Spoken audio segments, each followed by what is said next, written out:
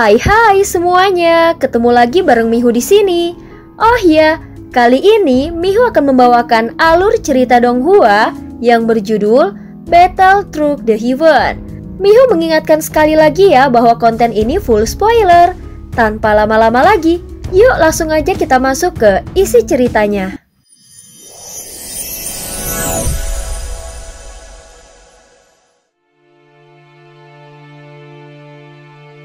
Melanjutkan dari kisah sebelumnya. Saudara-saudara, apakah kalian rela menyerahkan benih api pemusnah itu? Suara Chi Xiaoyun menggelegar dan penuh tekanan. Itu adalah hasil jerih payah kami, penuh perjuangan dan bahaya. Jika kau ingin membunuh dan merampas di sini, bukankah itu terlalu sombong? Chi Xiaoyun langsung mendengus dingin. Meskipun barusan mereka saling bermusuhan, namun dengan keberadaan kelompok Jingsu dan kelompok King Teng, dia yakin mereka akan berpihak padanya. Musuh dari musuh adalah teman. Itu adalah hukum yang tidak tertulis.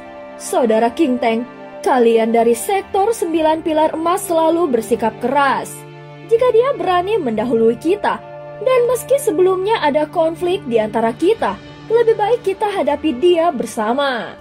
Namun saat Chi Xiaoyun menoleh, King Teng justru mengangkat tangannya dan menyerahkan semua benih api pemusnah miliknya kepada Xiaoyan. Sepertinya aku memang tidak berjodoh dengan api ini. Aku serahkan saja pada saudara. Tatapannya pada Xiaoyan penuh ketulusan dan sedikit rasa hormat. Chi Xiaoyan terkejut melihatnya.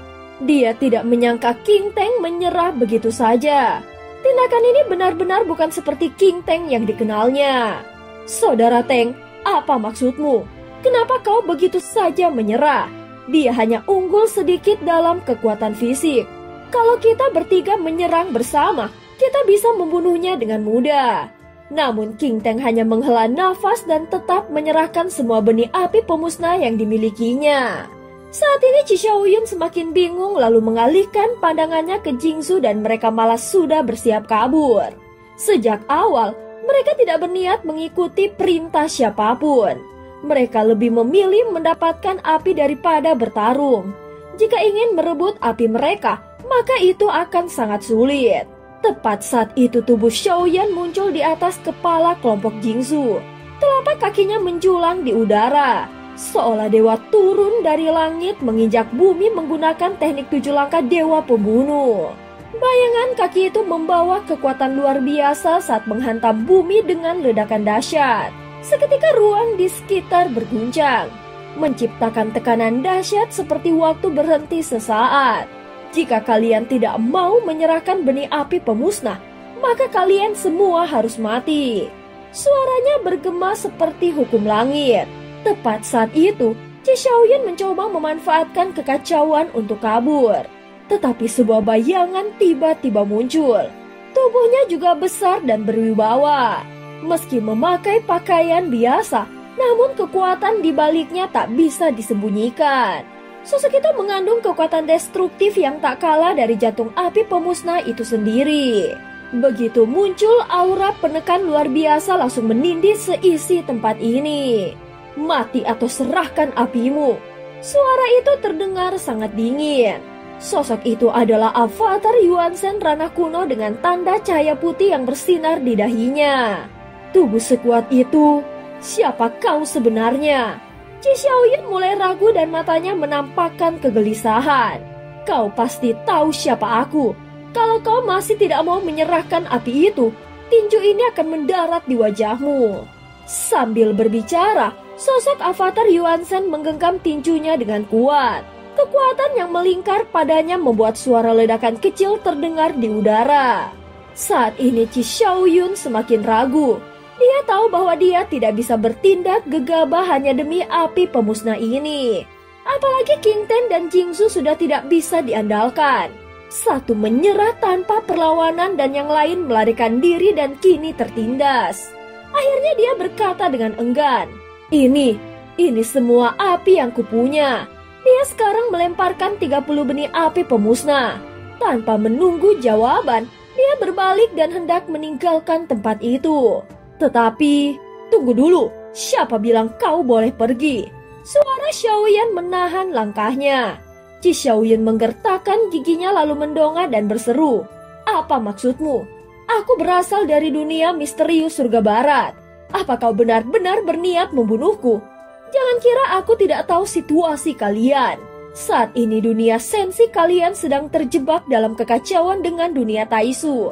Jika kalian memusuhi kami, kalian hanya akan menambah musuh yang baru." Namun Xiaoyan tersenyum tipis saat mendengarnya. "Begitukah? Apakah mungkin dunia misterius surga barat selemah itu hingga rela berperang demi seorang kultivator tingkat keempat keabadian para dewa sepertimu? Atau mungkinkah sebenarnya kalian sudah bersekongkol dengan dunia Taisu dan berniat menyerang kami bersama? Kalau begitu kau tidak bisa kubiarkan pergi. Dari tubuhmu, aku juga merasakan keberadaan jantung api. Bahkan itu mungkin lebih dari satu jenis." Cahaya putih di dahi avatar Yuan Shen Xiaoyan segera berkilat lembut. Meski barusan dia tampak sibuk menelan badai api pemusnah, sebenarnya dari sudut matanya dia terus memperhatikan belasan sosok kuat di sekitarnya. Apa yang mereka lakukan, aura yang mereka keluarkan, dan jurus yang mereka gunakan semuanya terekam jelas di benaknya. Saat mendengar kata-kata itu, Qi Xiaoyan langsung tersadar. Apa yang Xiaoyan incar bukan hanya benih api pemusnah, tetapi sesuatu yang jauh lebih berharga. Tanpa berpikir panjang, matanya langsung menyipit.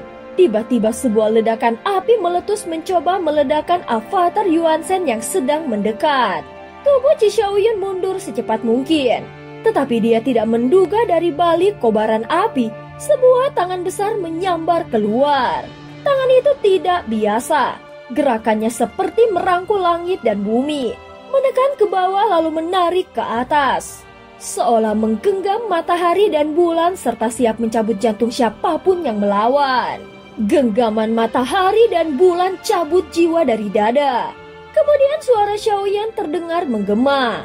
Qi Xiaoyan bahkan belum sadar apa yang baru saja terjadi. Tetapi dadanya terasa hampa dan seperti dilubangi. Sebuah bayangan raksasa muncul di belakangnya dan di matanya ada kilatan petir merah yang menyambar seperti danau api. Dari jauh tampak seolah bahwa tubuh Qi Xiaoyan mencoba melarikan diri. Namun semuanya masih berada dalam genggaman Xiaoyan. Tangannya seperti dunia itu sendiri. Tak peduli dimanapun Qi Xiaoyan mencoba kabur, dia tidak akan pernah bisa lolos dari telapak tangan itu. Akhirnya wajah Qi Xiaoyan berubah pucat. Kemudian dia memohon, "Tuan, ampuni aku. Aku bersedia menyerahkan 2 jantung api sebagai ganti hidupku." Dia tahu kalau terus seperti ini dia tidak hanya kehilangan jantung api, tetapi juga nyawanya sendiri. Sebagai kultivator tahap keempat dari ranah keabadian para dewa, Qi Xiaoyan bahkan belum sempat bertarung secara serius. Namun dari satu gerakan Xiaoyan saja, dia sudah merasakan ancaman kematian yang nyata. Dia tidak tahu pasti seberapa kuat Xiaoyan sekarang. Tetapi tekanan yang dia rasakan hanya muncul saat menghadapi musuh dari tahap kelima dan jelas jauh lebih kuat dari dirinya. Suara Xiaoyan kembali terdengar seperti hukuman dari langit. Terlambat, Qi Xiaoyan langsung membuka mulutnya. 2 nyala api keluar dan satu berwarna biru muda dan satu lagi biru kehijauan.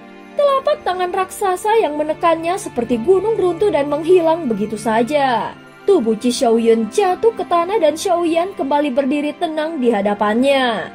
Dengan 2 jari dia mengangkat kedua nyala api ke hadapannya. Yang itu adalah api biru misterius. Api itu kuperoleh dari sub dunia. Meskipun tak sekuat jantung api dari 9 dunia, tetapi kekuatannya tetap mengerikan. Dan yang satu lagi api jantung hati. Lahir dari ribuan serpihan hati yang hancur. Keringat dingin membasahi kening Qi Xiaoyan. Namun dia tetap menjelaskan asal-usul kedua api itu dengan jujur. Namun Xiaoyan hanya menggeleng perlahan lalu berkata, "Serahkan semua jantung api yang kau miliki. Biar aku sendiri yang memilih 2 di antaranya.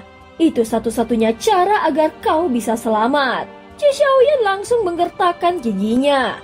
Rahangnya hampir patah menahan amarah. Namun demi hidupnya, dia tidak punya pilihan selain mengangguk.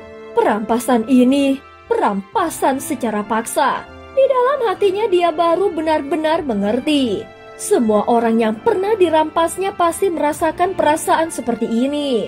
Jadi inikah yang dinamakan hukum rimba? Ucap Ji Xiaoyun dengan suara yang dalam. Dan cerita pun berakhir. Terima kasih udah dengerin Mihu dari awal sampai akhir ya. Sampai jumpa.